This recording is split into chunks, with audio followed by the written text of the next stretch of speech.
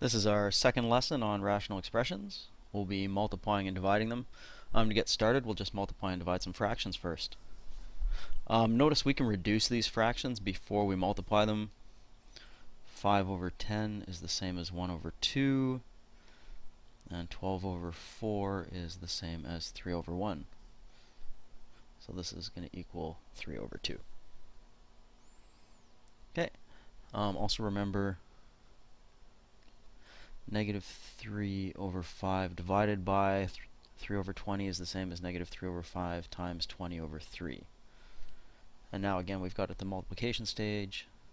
So negative 3 over 3 is the same as negative 1 over 1. 20 over 5 is the same as 4 over 1. So this equals negative 4. Okay, and we'll do the same thing with this last guy.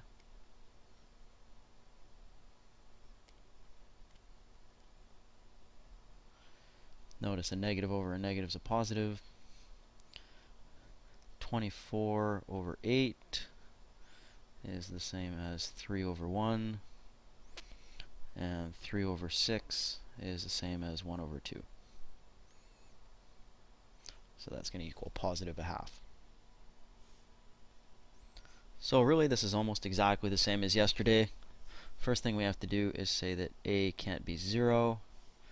And then we can just start canceling things top and bottom. So we've got 3 over 9 is the same as 1 over 3. And we've got a over a squared is the same as 1 over a. So that leaves us with 2b squared all over 15a. Have a quick check, make sure that nothing can cancel still. It can't. And we still have to say that a can't be 0. Part B, they've been really nice to us. They've given us everything factored already. So let's have a look here. First we have to say that x can't be 0 or negative 2, because those will give us a division by 0. And now we can just start canceling stuff top and bottom because this is multiplied. So we've got 2 over 8 is the same as 1 over 4. I think that's all we can do with the numbers. We've got x squared on top and 2x's on the bottom, so that's the same as 1 over 1. X plus 2 over x plus 2 is the same as 1 over 1, because x can't be negative 2. Notice also the x squared over x squared equals 1 over 1 because x can't be 0. And that's all we can do. So what do we have left on top? We've got 5 x minus 4 all over 12. I was going to write x, but I realized that both of those x's got canceled out with the x squared on top. And now we still have to say x equals 0 or negative 2. Okay, and now we'll do some division. Almost exactly the same. Right now in part A we don't have any variables on the bottom. So let's have a look here and just change it to a multiplication. So we'll have 7n cubed over 4 equals negative 12. And I'm going to simplify that bottom to 49n squared. Okay, and now we can see that n can't be 0. Oops, that's not equals, that's times. So we got 7n cubed over 4 times negative 12 over 49n squared, and now we can see n can't be 0. Or else we'll have a division by 0, and now we can start canceling. So 7 over 49 is the same as 1 over 7. Negative 12 over 4 is the same as negative 3 over 1. And n cubed over n squared is the same as just n over 1, because n can't be 0. So we're left with negative 3n all over 7, where n can't be 0. Okay, for part B, let's look at our restrictions. So we've got that x can't be 0 or negative 5. Or we'll have a 0 in one of our denominators. Okay, so let's flip this guy over. So that's the same as that times 3x times x plus 5 over 10 times x minus 3. And now notice we also can't have x equals 3 because we've got the x minus 3 on the bottom there. Okay, and again, we've got everything factored out. Everything's multiplied together, so it's easy to do some changing here. So we got 1, or 5 over 10 is the same as 1 over 2. That's all I can do with the numbers. I have x over x is the same as 1 over 1 because x can't be 0. And I've got x minus 3 over x minus 3 equals 1 over 1 because x can't be 3. So we're left with, still have x can't be 0, negative 5 or 3 to avoid division by 0. So we'll have 3 times x plus 5 all over 4. Or x can't be 0, negative 5 or 3. Okay, in question 3, we can't cancel anything yet because these aren't factored. Remember, we can only cancel things top and bottom when things are multiplied together. Probably the hardest one to factor, and actually the one we have to do first to get our non-permissibles anyways, is we have to find when 2x squared plus 6x minus 8 equals 0. And I can factor that as 2 times x squared plus 3x minus 4 equals 0. Notice if I only cared about the non-permissibles, I wouldn't have factored the 2 out, I just divided by 2. But this will do double duty. Now I can replace the bottom with the fully factored form. And now I need two numbers that add to 3 and multiply to negative 4.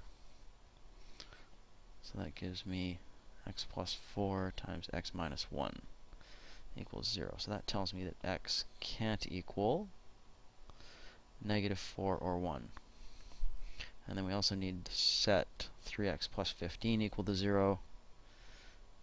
And that gives me 3 times x plus 5 equals 0. So x also can't equal negative 5. Okay. And let's factor the tops as well before we rewrite this. So x squared plus 9x plus 20, two numbers that add to 9, multiply to 20 are going to be 4 and 5. So I'll have x plus 4 times x plus 5. And I've already factored the denominator here to figure out the non-permissibles.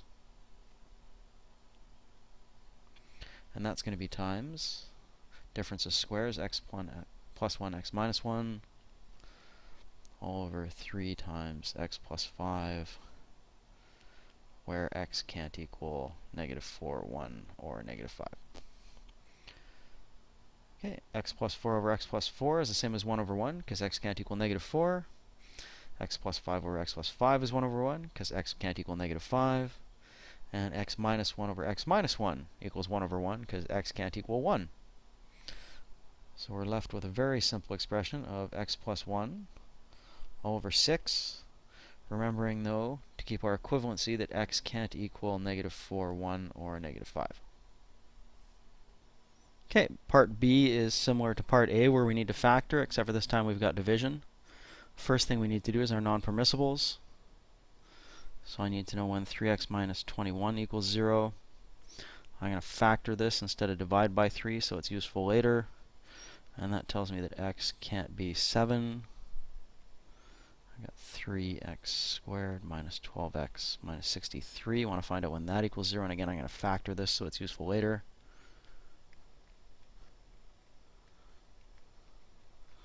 And that's going to give me 3 times x minus 7 times x plus 4. We've already got the x can't be 7. Oh, sorry, that's a 3, not a 4. And we've also got x can't be negative 3 now. Okay, so let's rewrite this. So that'll be x minus 2 all over 3 times x minus 7 times, let's use the factored form on top, 3 times x minus 7 times x plus 3.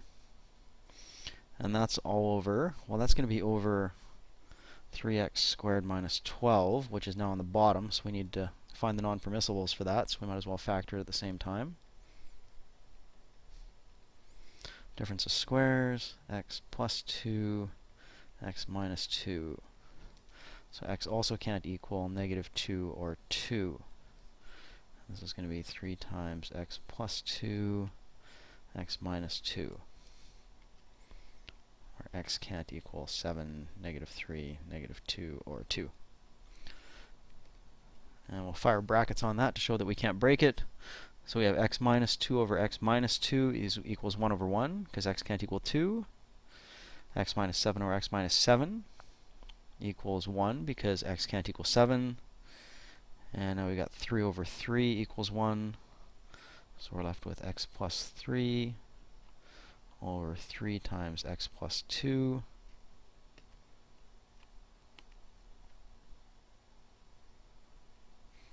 Remembering to keep all of our non-permissibles to keep our equivalency. Okay, so notice the most important thing here is you can only cancel things top and bottom when they're multiplied together. To change something into a bunch of things multiplied together, well, that's called factoring. So you need a factor before you can start canceling stuff up and down. Okay, and also don't forget to do your non-permissibles.